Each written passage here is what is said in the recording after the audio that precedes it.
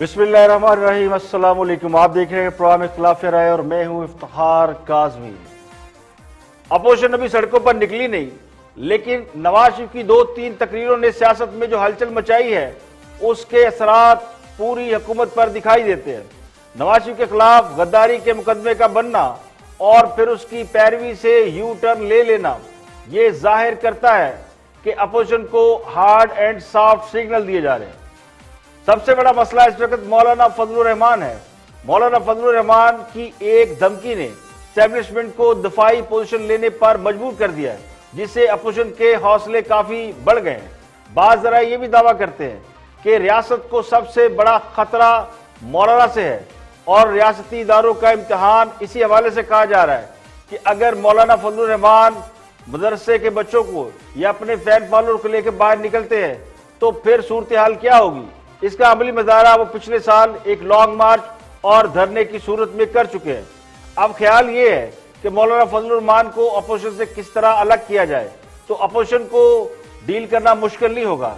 तो इसके लिए अपोजिशन को बहुत से सिग्नल दिए जा रहे हैं और गद्दारी के मुकदमे से बैकआउट किया जाना ये भी एक सिग्नल हो सकता है, क्योंकि मौलाना फजलुर रहमान के हवाले से कहा जाता है कि वो किसी सूरत भी मानने को तैयार नहीं है और वो किसी इंतहाई इकदाम से गुरेज नहीं करेंगे।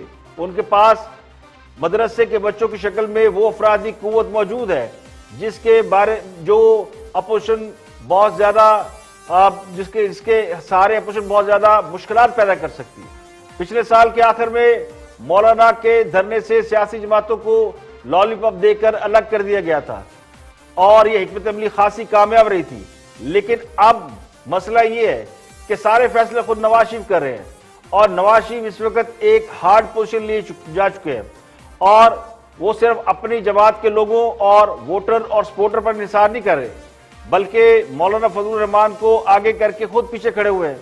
और मौलाना फजलुर रहमान के पिछले धरने के हवाले से भी कहा जाता है कि उसमें भी उसको मौलाना फजलुर रहमान के धरने को या लॉन्ग मार्च को नवाज शरीफ की ताईद हासिल थी, लेकिन चूंकि खुद नवाज शरीफ उस वक्त कैद में थे तो बाहर मौजूद उनके साथियों ने या उनके करीबी लोगों ने उनके बयानिए को या उनके उस इकदाम को उस तरह सपोर्ट नहीं किया। अब यही बात खास साहब को लाने वालों को भी परेशान है कि अब नवाज शरीफ बाहर बैठे हैं और मौलाना फजलुर रहमान मैदान में है, तो हुकूमत इतना भी नहीं कर सकी कि अपोजिशन के बयानिए का कोई तोड़ निकाल सकी। अब खास साहब को चूंकि आदत ये पड़ी है कि पकी पकाई खाने के शौकीन है और उनका ख्याल ये है कि उनकी लड़ाई वो लड़े जो उनको लेकर आए, और ये सिर्फ उनका ख्याल नहीं बल्कि इस वक्त इख्तिदार में मौजूद हर साहब इख्तिदार यही समझता है कि उन्हें बैक करने वाले उनको सपोर्ट करें जो उन्हें एक लंबे अरसे तक इख्तिदार में बिठाने की प्लानिंग कर चुके हैं। तो 2-2.5 साल तक बिला शिरकत गैर हुक्मरानी करने के बावजूद ये बात खुलकर सामने आ चुकी है और दीवार पर लिखा हुआ नजर आ रहा है कि हुकूमत के पास डिलीवर करने की सलाहियत नहीं है या वो इस पोजीशन में नहीं है। 2 साल तक तो अपोजिशन बिल्कुल दीवार से लगी रही, खामोश रही, कोई एहतजाज नहीं और कोई इस तरह का कोई टफ टाइम हुकूमत को दिया नहीं गया।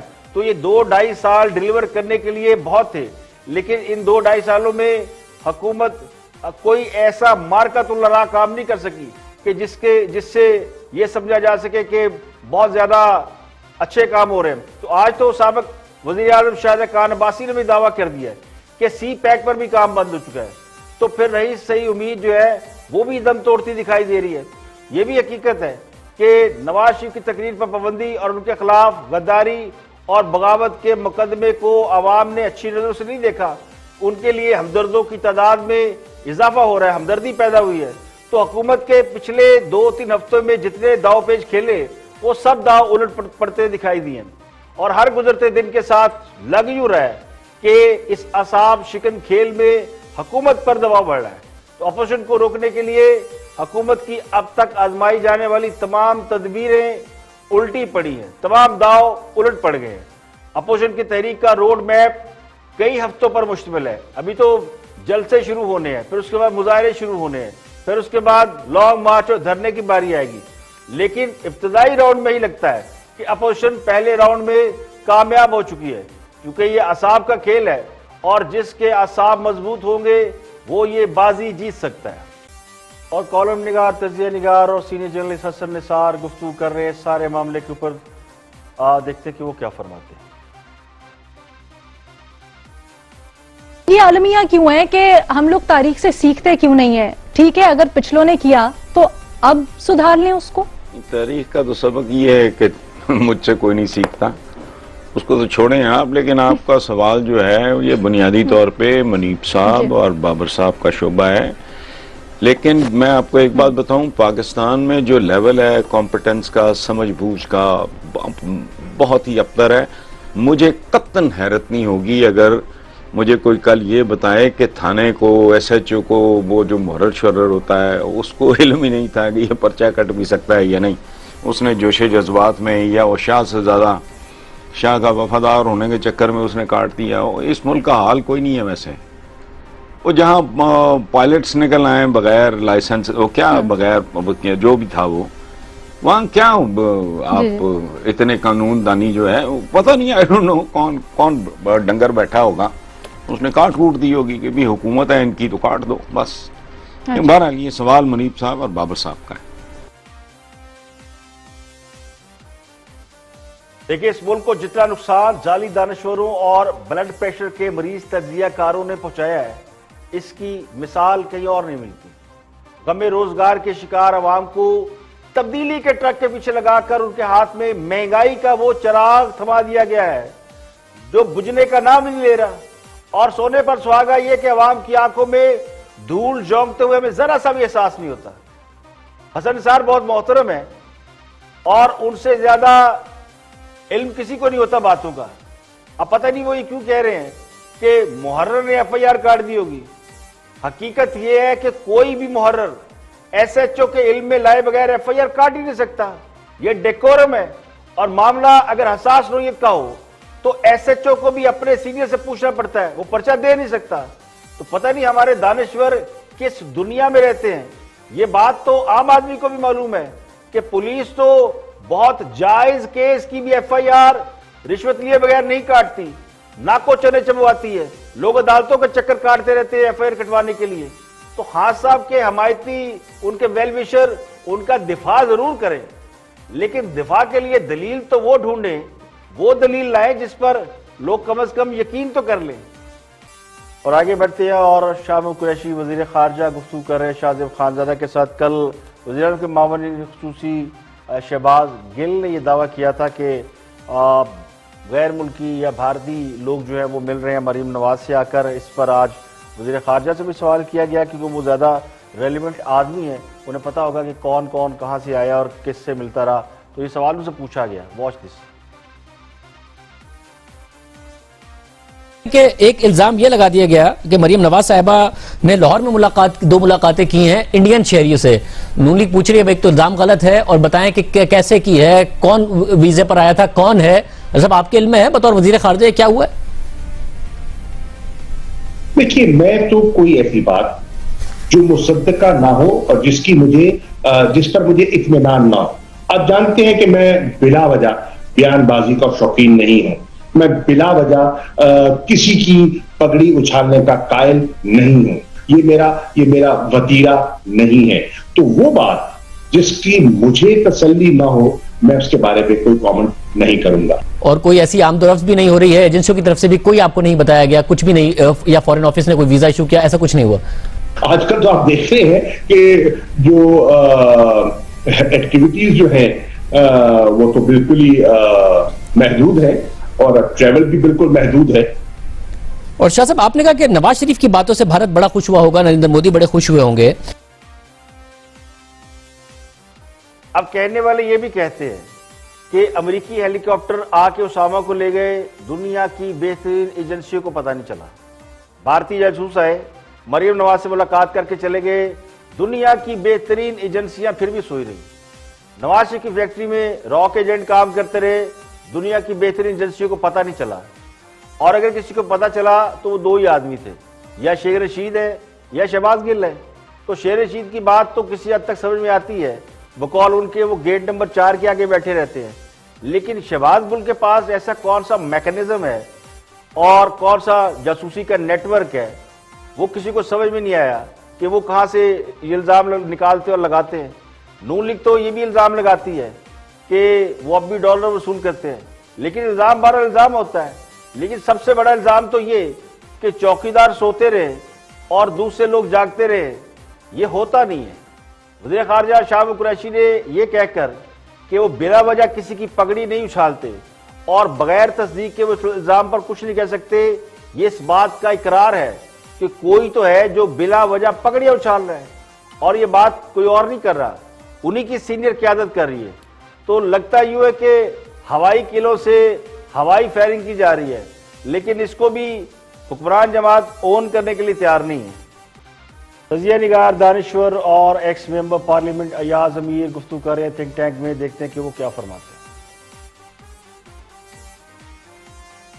ریاست اور ریاست سے اوپر ریاست، اس کا سبق ہم نے ان سے سننا ہے جی.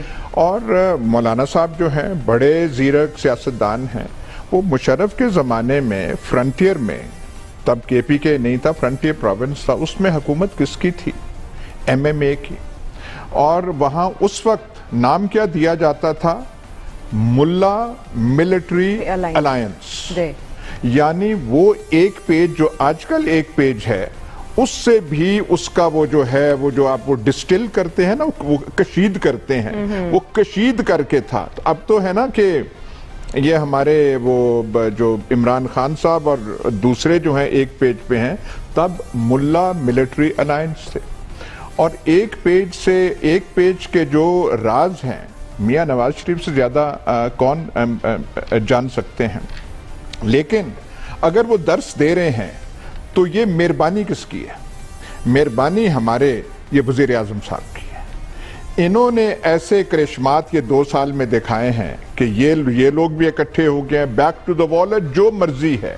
آج قوم کو جمہوریت کا درس اور ایک پیج پہ تنقید ان کی مہربانی سے ہو رہے ہیں. میں صرف ایک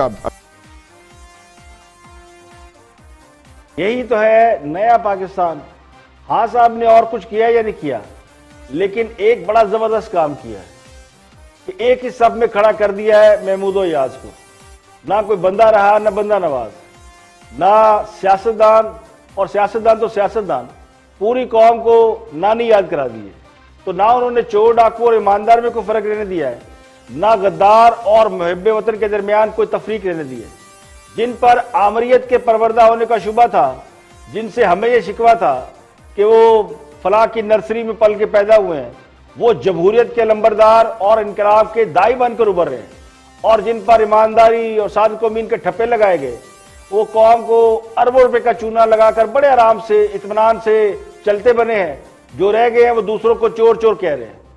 اب ہاں صاحب نہ آتے تو بہت سے لوگوں کو بہت سی غلط فہمیاں رہتی، اور سب سے بڑی غلط فہمی یہ رہتی کہ واقعی اس ملک کو دونوں ہاتھوں سے لوٹا جا رہا ہے، اور اگر 1 سال تک یہ لوٹ مار بند کر دی جائے تو ہم تو امریکہ سے بھی آگے نکل جائیں گے. یعنی کہا یہ جاتا تھا کہ روزانہ اربوں روپے لوٹ کر باہر بھیجے جاتے ہیں، منی لانڈرنگ کی جاتی ہے. تو خان صاحب کے دور میں تو 1 روپے بھی باہر نہیں گیا، 1 روپے کی منی لانڈرنگ نہیں ہوئی، ہمیں پورا یقین ہے. لیکن پھر بھی خزانے کا منہ خالی ہے. تو کیوں؟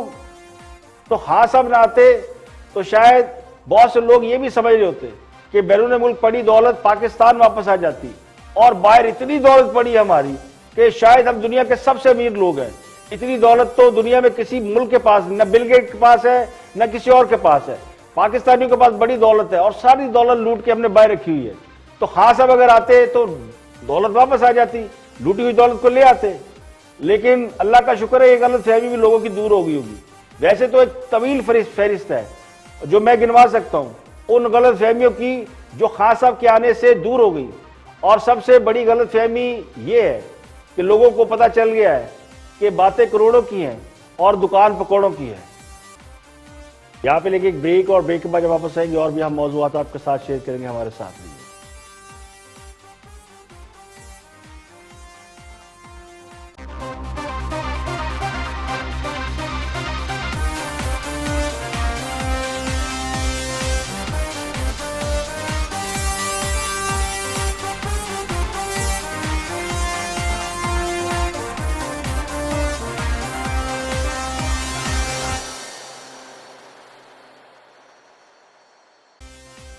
Welcome back. آپ دیکھ رہے ہیں پروگرام خلاف رائے میں افتخار کاظمی. آگے بڑھتے ہیں. وفاقی وزیر شفقت محمود گفتگو کر رہے ہیں. بڑا اہم اور ہاٹ ٹاپک ہے سابق وزیر اعظم نواز شریف کو غدار دینے کا معاملہ اور ان کے خلاف FIR درج کرنے کا معاملہ اور ان کے بیانیے کو بھارتی حکومت کے بیانیے سے جوڑنا. اس کے اوپر بات کر رہے ہیں وفاقی وزیر شفقت محمود.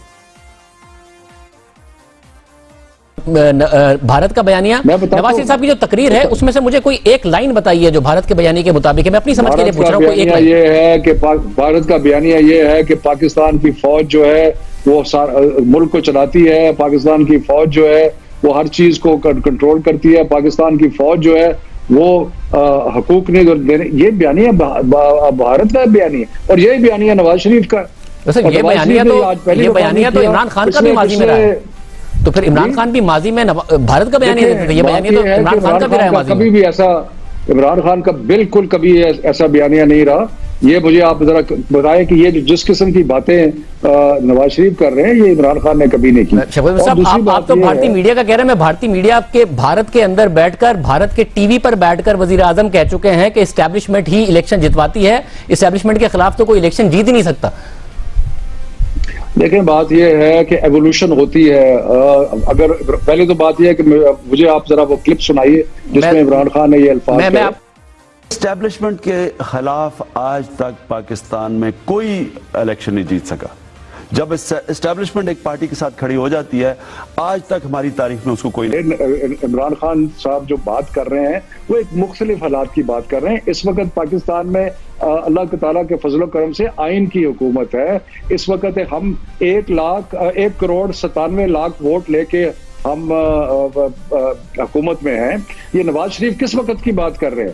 جس وقت مشرف کا زمانہ تھا اس وقت تو بھاگ گئے اور جا کے 10 سال جو ہے وہ سعودی عرب میں بیٹھے رہے جا کے. ابھی ہم تو اس ملک وزیر اعظم تو نواز شریف کے بیانیے کو بھارتی بیانیہ قرار دینا لگتا یوں ہے حکومت کو لینے کے دینے پڑ گئے. اب جن کو یہ نہیں معلوم کہ خان صاحب ماضی میں اپنی اسٹیبلشمنٹ کے بارے میں کیا رائے رکھتے تھے اب آج انہیں بھی یہ معلوم ہو گیا ہوگا کہ خان صاحب اس معاملے میں بھی ایک بہت بڑا یو ٹرن لے چکے ہیں. اور شاید اس کی وجہ یہ ہے, شاید نہیں بلکہ یقینی طور پہ اس کی وجہ یہ کہ اب وہ وزیر اعظم بن چکے ہیں. تو وفاقی وزیر شفقت محمود کا یہ موقف کے وقت کے ساتھ ساتھ خان صاحب بدل گئے ہیں. یہی بات جب کسی اور کے حوالے سے کہی جاتی ہے اور نواز شریف کے حوالے سے کہی جاتی ہے کہ سیاست میں ان کا نظریہ اور بیانیہ وہ نہیں جو ابتدائی چند برسوں میں تھا اور نواز شریف اور اپوزیشن نے بہت کچھ سیکھ لیا ہے, تو اس کو حکمران جماعت کا کوئی بندہ نہیں مانتا. وفاقی وزیر صاحب کا خیال یہ تھا کہ وہ اس بات سے انکار کر دیں گے کہ خان صاحب نے کبھی فوج کے خلاف کوئی بات کی ہے. مگر میڈیا کا کمال یہ ہے, اور میڈیا اسی لیے بہت سے حکمرانوں کو بھی اچھا نہیں لگتا, بہت سے سیاستدانوں کو بھی نہیں اچھا لگتا, بلکہ ہر اس شخص کو اچھا نہیں لگتا جو اس کا ماضی نکال کے اس کے سامنے رکھ دیتا ہے. اب یہ اس میں میڈیا کا کوئی قصور نہیں, یہ میڈیم ہی ایسا ہے جو آپ کی میموری کو ریکال کر دیتا ہے, وہ نہ بھولتا ہے نہ بھولنے دیتا ہے. تو یہ تو ایک ویڈیو ہے, ابھی تک وہ تصویریں کسی نے نہیں دیکھی, بلکہ تصویریں سوشل میڈیا پر موجود ہیں جس میں خان صاحب اس بھارتی بزنس مین کی شادی میں بھی شریک ہیں جن سے ملاقاتوں کے وہ آج کل نواز شریف کو تانے دیتے ہیں, بلکہ ہر ملاقات میں سوال اٹھایا جاتا ہے کہ اس بزنس مین سے ملاقات کیوں کی گئی. ہمارے کچھ دوست وہ بھی اس موضوع پر یقینی طور پر کچھ بات کرنا چاہیں گے اور کر رہے ہوں گے. دیکھتے ہیں ہمارے دوست کیا فرماتے ہیں. Watch this. کہ ہم نہیں کہہ رہے, جو بغیر ویزے کے آتے ہیں وہ خود ہی بتا رہے ہیں, اور وہ کون بتا رہے ہیں ذرا سنیے جی. تو میں نے جنم دن کی بدھائی کے لیے نواز شریف کو فون کیا تھا کابل سے. تو میں نے کہا میاں صاحب کہاں ہو؟ تو انہوں نے کہا میں لاہور ہوں. میں نے کہا یار کمال ہو, تم راولپنڈی رہتے نہیں ہو, لاہور رہتے ہو. تو انہوں نے کہا کہ میری بھانجی کی شادی ہے اس لیے میں لاہور آیا ہوں اور پریوار کے سب لوگ یہاں پر ہیں. تو انہوں نے ایسے پوچھا آپ کہاں؟ میں کہا میں کابل ہوں اور ہندوستان جا رہا ہوں. تو بولے آپ یہاں ہو کر کے جائیے. میں نے کہا بھائی اب اچانک تو کیسے بناؤں گا؟ نہیں بولے آپ جاتے ہیں, بولے ہم 10 منٹ کے لیے مل لیں گے, آپ آئیے. बाद में मैंने हमारे NSA को, SPG को, सबको बुलाया तो सब परेशान थे कि साहब हमारे पास न वीजा है, न सिक्योरिटी अरेंजमेंट है, न वहां कोई अता पता है, सीधे जाके लेन देन। मैंने कहा चलो यार देखा जाएगा। ये नरेंद्र मोदी थे, वजीर आज़म भारत के अब भी हैं, और वो खुद आप उनकी फ्रैंकनेस का लेवल चेक करें। और ये वही मोदी हैं जो कसाई के नाम से मशहूर हैं, मुसलमानों का कत्लेआम ये कर चुके हैं और अब तक कर रहे हैं। और ये खुद बता रहे हैं कि जनाब ये पाकिस्तान कैसे आए थे। ये तो उसके बाद अब आप इनकी फुटेज भी आप देख रहे होंगे, हम आपको दोबारा सुनवाते हैं। वजीर आज़म इमरान, वैसे तो ये चूरन बड़ा पुराना है। नवाज शरीफ को नरेंद्र मोदी का यार और दोस्त वो लोग साबित करने की कोशिश कर रहे हैं जो कौम को ये बताते रहे हैं कि नरेंद्र मोदी से वो बात करना चाहते हैं, उन्हें फ़ोन करते हैं और वो उनका फ़ोन तक रिसीव नहीं करते। जो बहसीयत सियासतदान भारत के दौरे करते हैं, उनसे मुलाकातें करते हैं। तो इसमें कोई शक नहीं, कोई ढकी छुपी बात नहीं कि नवाज शरीफ भारत से अच्छे ताल्लुकात के उसी तरह ख्वाह थे जिस तरह मुशर्रफ और उससे पहले मरहूम ज़िया-उल हक क्रिकेट डिप्लोमेसी के जरिए ख्वाह रहे थे। भारत हमारा हमसाया मुल्क है और हर अच्छा मुल्क अपने हमसायों के साथ बेहतर ताल्लुकात चाहता है। हमारे कुछ कोर इश्यूज हैं जो कभी भी जो उनको कंप्रोमाइज नहीं हो सकता, लेकिन कुछ और भी रियलिटीज हैं।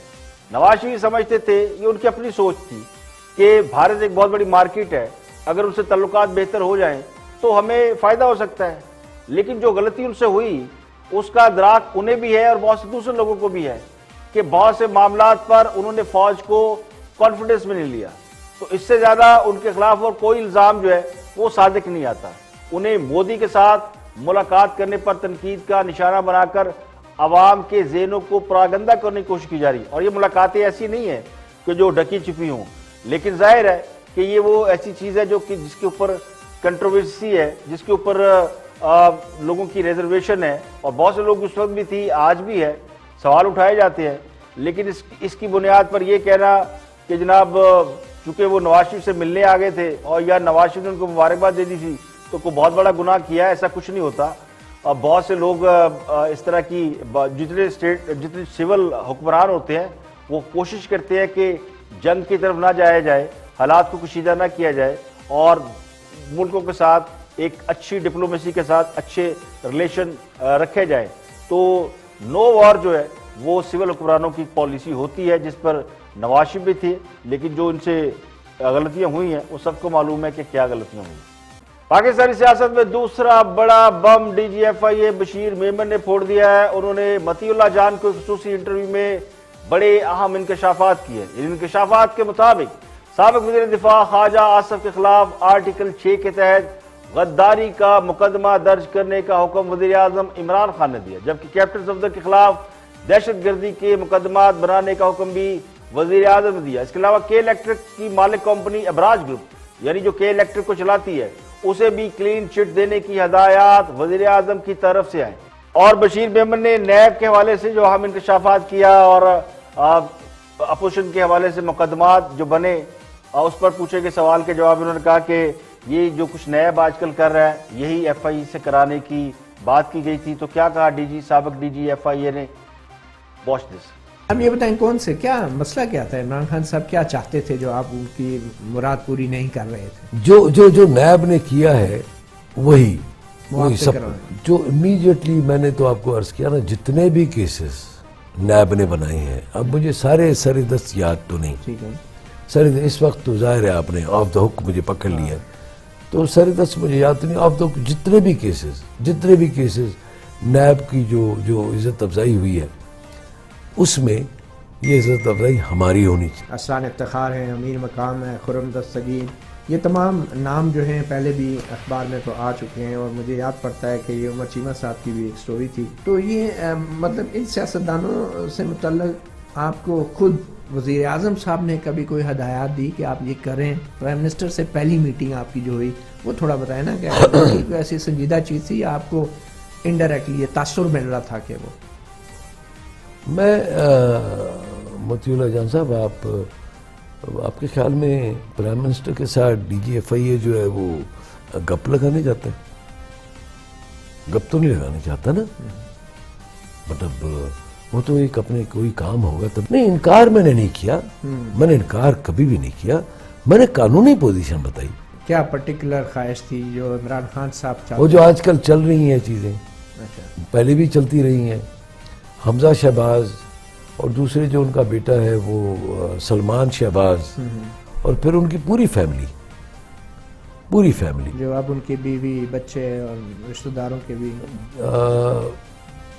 ان کی بیگم جو صاحبہ، جعلی کمپنیوں کا جو کیس تھا اس وقت، 56 جعلی کمپنیوں کا. ٹھیک ہے، جی ہاں. تو وہ کیا چاہتے تھے اور آپ نے کیوں انکار کیا؟ کیا وہ میں نے اس لیے انکار کیا کہ دو وجوہات تھی. میرے پاس ایک تو انکوائریز نہیں تھی، ون. دوسرا یہ پروونشل اینٹی کرپشن کا مینڈیٹ تھا، اس کے لیے یہ اس پہ عمل ہوگا، اس پہ عمل نہیں. سابق ڈی جی ایف آئی اے نے اور بھی بڑی اہم باتیں کی اور بڑے اہم انکشافات کیے، اور بھی بہت سے لوگوں کے اوپر مقدمات بنانے کی بات ہوئی. ان کے پروگرام کا اس میں سے دوسرا حصہ بھی کلپ آپ کو دکھاتے ہیں، اس کے بعد اس پر تبصرہ کرتے ہیں. نواز شریف اور مریم نواز کے حوالے سے کیا خصوصی خواہشات تھی ان کی ایف آئی اے کی طرف سے؟ کیا توقعات تھی ایف آئی اے کے لیے؟ ان کی توقعات تو ظاہر ہے جو ابھی پوری ہو رہی ہیں، ابھی بھی پوری ہو رہی ہیں، ابھی بھی ہو رہی ہیں. اور دوسرے جو ان کے جو داماد ہیں، کیپٹن کیپٹن صفدر جو ہے، ان کے حوالے سے کہ بالکل ان کو تو بالکل جس طرح ہو رہا ہے ان کے ساتھ جو نیب کر رہا ہے. کیا پرٹیکولر اس وقت کیا کیپٹن صاحب کوئی اثاثوں کا ایشو بنانا چاہتے کیس یا کیا؟ یہ ایک کوئی تصویر آئی تھی، اس کے حوالے سے بھی ہو رہا تھا کہ یہ ٹیررزم کا کیس ہونا چاہیے. اچھا، یس. سوشل میڈیا پہ سوشل میڈیا پہ کوئی تصویر تھی فرسٹ لیڈی کی، اس کے متعلق. تو آپ نے کیا آپ کی رائے نہیں تھی؟ نہیں ہو سکتا. نہیں، یہ ٹیررزم کیسے ہو گیا؟ اچھا، ٹیررزم کیسے ہو گیا؟ ٹیررزم کی ایک ڈیفینیشن ہے قانون میں. اور وہ تصویر بھی ایک نارمل تصویر تھی، نارمل تصویر تھی، نارمل ایک تصویر تھی. شاہد خاقان عباسی صاحب کے حوالے سے بھی کوئی دباؤ تھا کہ ان کے اوپر بھی کچھ نکالیں، کچھ کریں؟ ہاں، مطلب شاہد خاقان عباسی صاحب کے جو کیس ابھی ایک کراچی کا مین چل رہا ہے، ایل این جی کا ہے، مطلب ایک نہیں تھا. مجھے تو ابھی یہ چیزیں مطلب اس لیے ڈیفیٹ ہو جاتی ہیں کہ وہ سارے کے سارے وہ نیب نے پورے کا پورا وہ کر لیا، اٹھا لیا. میں یہ نہیں کہوں گا کہ مجھے سامنے لایا جائے یا ایف آئی اے کو سامنے لایا جائے، لیکن ان کے خیال میں ہم زیادہ کمپیٹنٹ ہم بنا سکتے ہیں. اچھا، لیکن میں یہ سمجھتا تھا کہ نہیں، قانون یہ کہتا ہے، یہ نہیں کہتا، ہم نے قانون کے مطابق چلنا ہوتا ہے. تو سابق ڈی جی ایف آئی اے نے اس ملک میں ہونے والے سیاسی انتقامی احتساب کی کہانی کھول کر بیان کر دی اور اپوزیشن کے خلاف نیب کی مقدمے بازی کو بالکل ایکسپوز کر دیا. سابق ڈی جی ایف آئی اے جب یہ کہے گے کہ انہیں وزیر اعظم یہ حکم دیتے تھے کہ لیگی قیادت پر دہشت گردی اور غداری کے مقدمات بنائیں، تو اس سے زیادہ اور کیا ثبوت چاہیے کہ یہ معاملہ احتساب کا نہیں بلکہ کوئی اور معاملہ ہے، اور کس طرح محض اپنی تسکین اور اپنا غصہ نکالنے کے لیے ملک کی اداروں کا بے دریغ استعمال کیا جا رہا ہے. دن رات عوام سے جھوٹ بولا جاتا ہے کہ ادارے خود مختار ہیں اور اس کے پیچھے حکومت نہیں. حکومت یہ دعویٰ کرتی ہے کہ ہم کسی پر کوئی مقدمہ نہیں بنا رہے، جو کچھ ہے وہ سابقہ حکومتوں کا اپنا کیا دھرا ہے، اور نیب میں جتنے مقدمات ہیں وہ سارے پچھلی حکومتوں نے بنائے تھے. تو قانون کی حکمرانی کا بھاشن دینے والوں کو جس طرح بشیر میمن نے بے نقاب کیا ہے، اس کے بعد مجھے نہیں لگتا کہ پیچھے کچھ رہ گیا ہو. جو مریم نواز اور نواز شریف خاندان کے خلاف دہشت گردی کے مقدمات قائم رکھنے کی خواہش رکھتے ہیں، سابق حکمرانوں پر کرپشن کے الزام لگائے گئے. اگر کرپشن نکل آتی تو قوم آسانی سے مان جاتی، لیکن یہ بات کرپشن سے کہیں آگے نکل گئی ہے. اب اس کے پیچھے ذاتی خواہشات اور اداروں کا استعمال اور اس کا ایک سلسلہ نظر آتا ہے. تو یہ سیاست نہیں ہے بلکہ یہ وہ معاملہ ہے جس کی بنیاد پر قوم میں بڑے پیمانے پر تقسیم نظر آتی ہے. لوگوں کو ایک دوسرے سے لڑایا گیا اور ایک دوسرے کے خلاف نفرت پیدا کی گئی.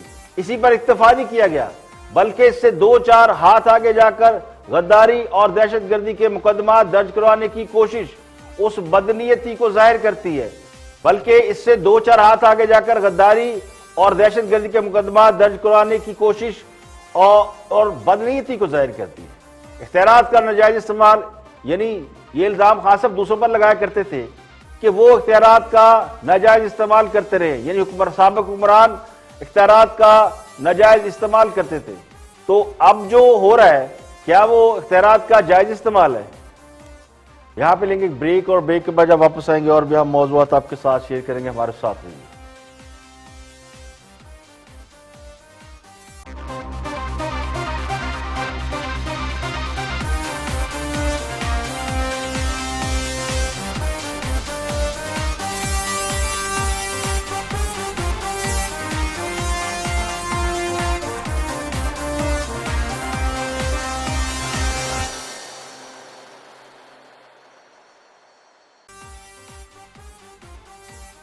بسم اللہ الرحمن الرحیم. السلام علیکم. آپ دیکھ رہے ہیں پروگرام اختلاف رائے اور میں ہوں افتخار کاظمی.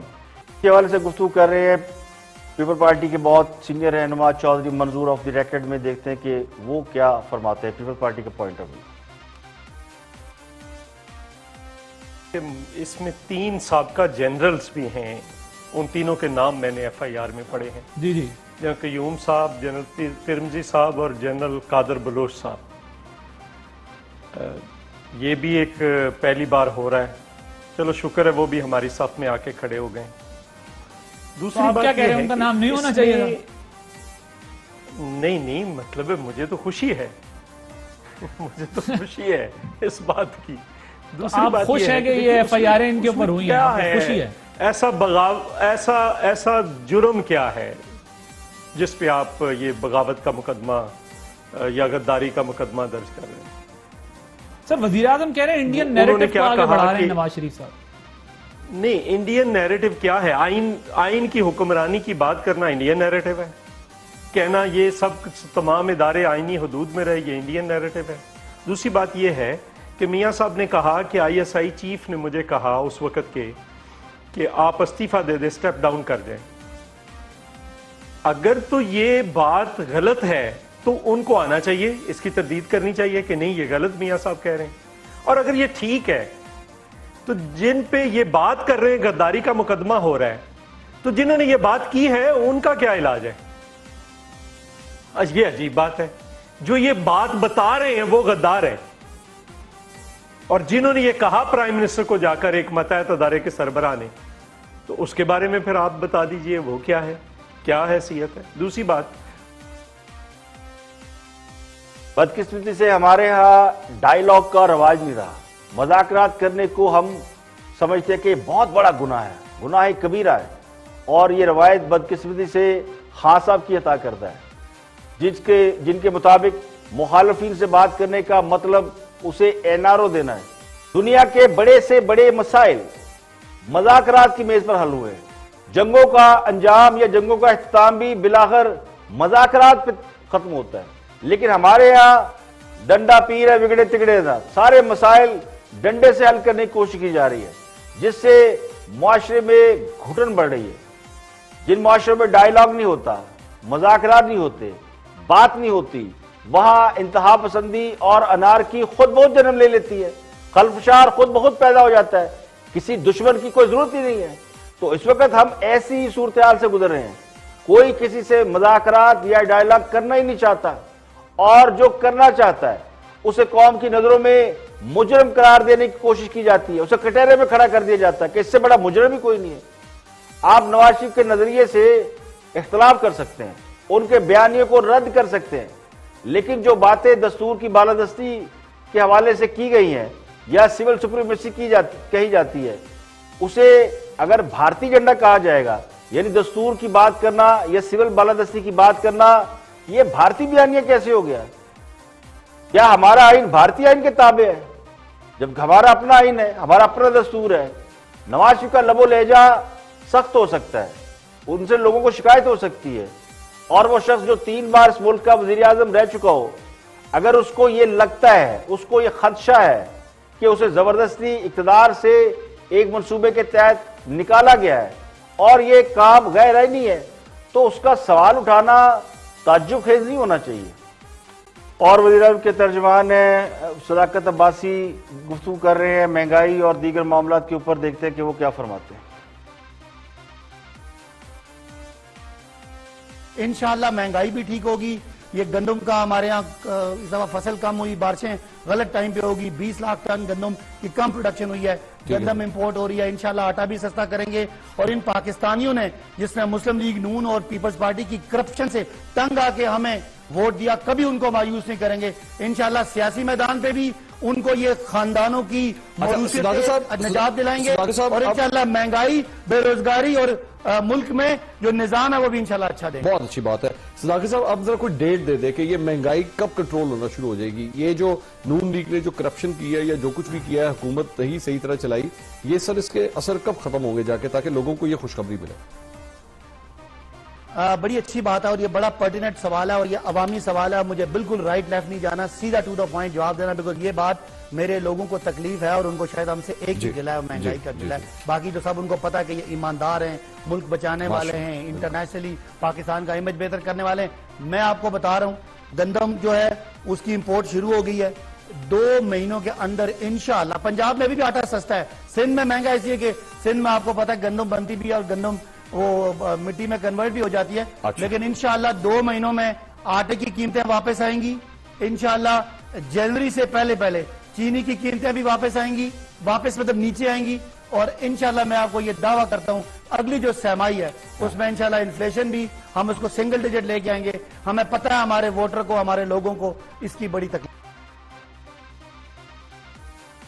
نہ نومن تیل ہوگا نہ رادہ ناچے گی. گندم اور چینی میں خود کفیل ملک گندم باہر سے منگوا رہا ہے, چینی بھی باہر سے منگوا رہا ہے.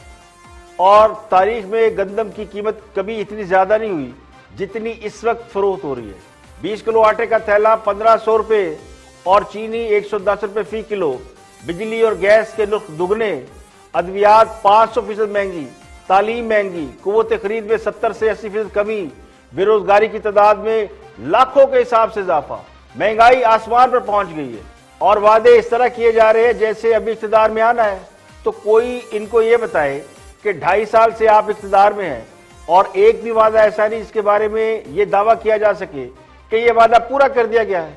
پہلے 90 دن میں کایا پلٹنا تھی, وہ نہ پلٹ سکے. پھر مثبت خبروں کے ساتھ 6 ماہ مانگے, پھر کرونا کی آڑ میں چھپ گئے, اور اب پھر ٹرک کی نئی بتیاں. اور مہنگائی کیسے کم ہوگی جبکہ اس کے میکینزم کا علم نہیں؟ تو اصل مسئلہ تو یہ ہے کہ جنہوں نے مہنگائی کم کرنی ہے انہیں یہ علم ہی نہیں کہ مہنگائی کنٹرول کیسے ہوتی ہے, اس میں کمی کیسے لائی جا سکتی ہے. تو مسئلہ یہی ہے, جب عوام مہنگائی کا رونا روتے ہیں تو حکومت اپوزیشن یا نواز شریف کی تصویر دکھانا شروع کر دیتی ہے.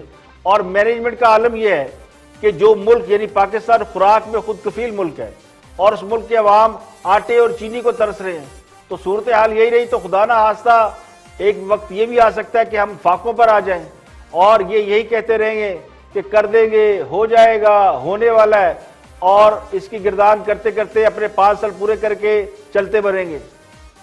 اور وزیر اطلاعات شبلی فراز گفتگو کریں. نیا پاکستان میں سابق وزیر اعظم نواز شریف پر بہت سے الزامات ان دنوں لگ رہے ہیں. سب سے بڑا الزام یہ کہ وہ اداروں کے حوالے سے متنازع باتیں کر رہے ہیں, ایسی باتیں کر رہے ہیں جن پہ بہت سخت اعتراضات ہیں. یہ وہ باتیں ہیں, اس طرح کی باتیں عمران خان جب سیاست میں تھے اور وزیر اعظم نہیں بنے تھے, گزشتہ 20-22 سال کی جدوجہد جسے وہ قرار دیتے ہیں, تو خان صاحب نے درجنوں مرتبہ ایسی باتیں کی.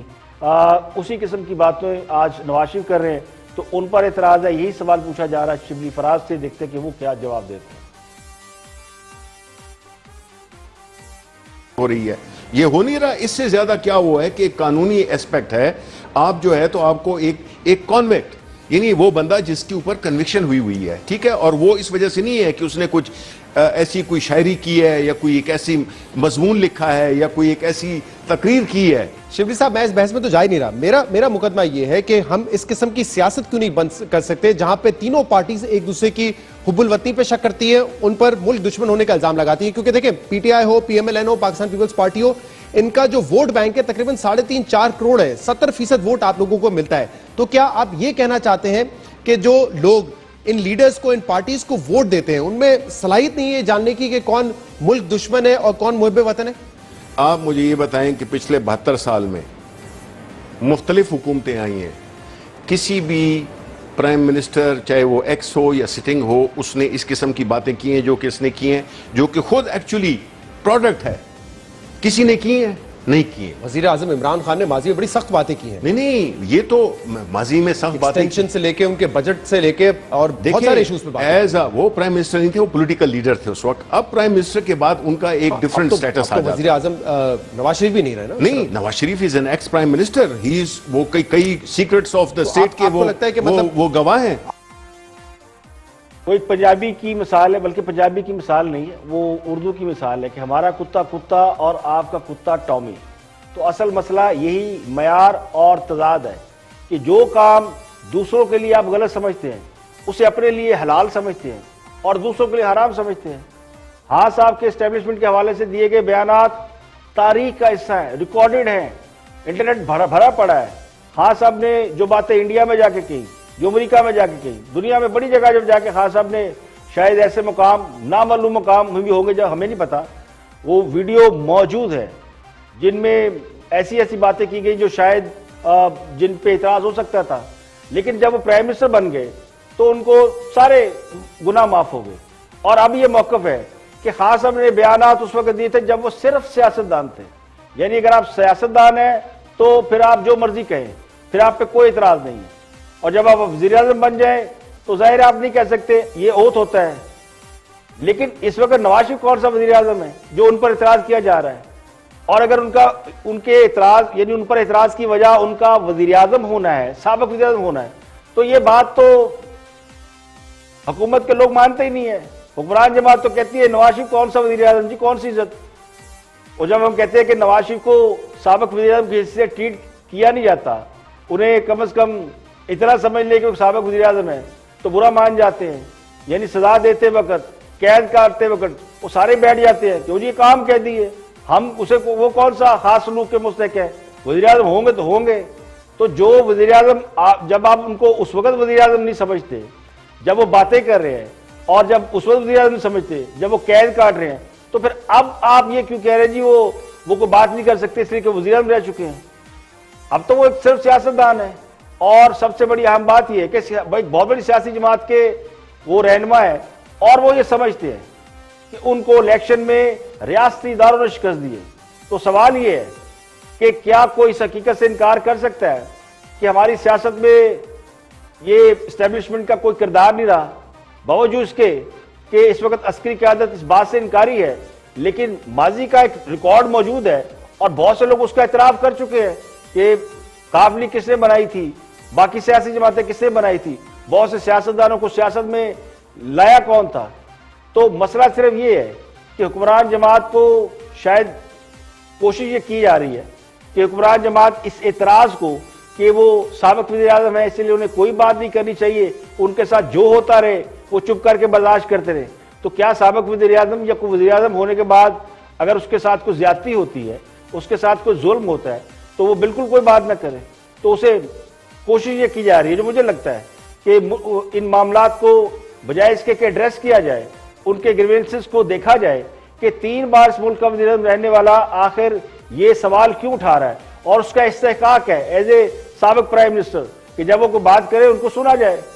لیکن اسے ملک کی سلامتی کے ساتھ نتھی کر کے بغاوت قرار دینا یا اس کے اوپر اس طرح کی بیشنگ کرنا, تو یہ تو میرا خیال ہے یہ کوئی جسٹیفائڈ نہیں ہے. آج کے لیے اتنے, کل پھر حاضر ہوں گے مزید خبروں, تبصروں, تجزیوں کے ساتھ. پروگرام اختلاف رائے سے افتخار کاظمی کو اجازت دیں. اپنا بہت بہت خیال رکھیے گا.